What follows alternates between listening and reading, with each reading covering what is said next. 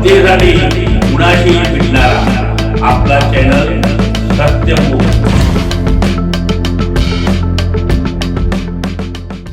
महाराष्ट्र राज्य परिवहन महामंडळाचे कर्मचारी आजही प्रामाणिकपणा, जबाबदारी व माणुसकी जपत सेवा देत असल्याचा प्रेरणादायी अनुभव नुकताच समोर आला।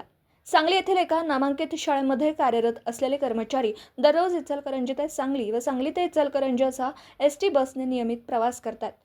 22 जानेवारी रोजी जत इचलकरंजी मार्गावरील सांगलीहून सुटलेल्या एसटी बस क्रमांक 3270 मधून प्रवास करत असताना प्रवाशांची शैक्षणिक साहित्याची बॅग चुकून बसमध्येच राहिली। बॅग हरवल्याचं लक्षात येताच ती पुन्हा मिळेल अशी आशा जवळजवळ संपली होती। मात्र एसटी महामंडळातील कर्मचाऱ्यांनी दाखवलेल्या माणुसकीमुळे ही घटना सुखद ठरली। सदर बसचे वाहक श्री संतोष जाधव, बॅच क्रमांक 215 व चालक बॅच क्रमांक 5076 यांनी बसमध्ये सापडलेली शैक्षणिक साहित्याची बॅग अत्यंत काळजीपूर्वक जपून ठेवली।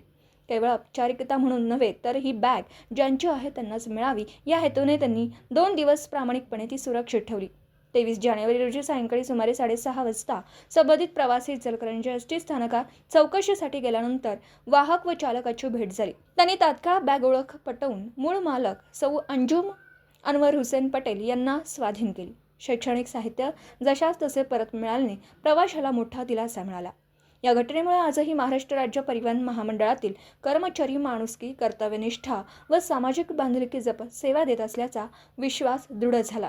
अशा प्रामाणिक व जबाबदार कर्मचाऱ्यांची एसटी महामंडळाने योग्य ती दखल घ्यावी, त्यांचा सन्मान करावा, तसेच सेवेत प्रोत्साहनात्मक लाभ द्यावेत अशी मागणी प्रवाशांकडून होती। अशा सकारात्मक घटनांमुळे एसटी बसने प्रवास करणं सुरक्षित, विश्वासार्ह आणि माणुसकीने नटलेला असल्याची जाणीव प्रवाशांमध्ये अधिक बळकट होती।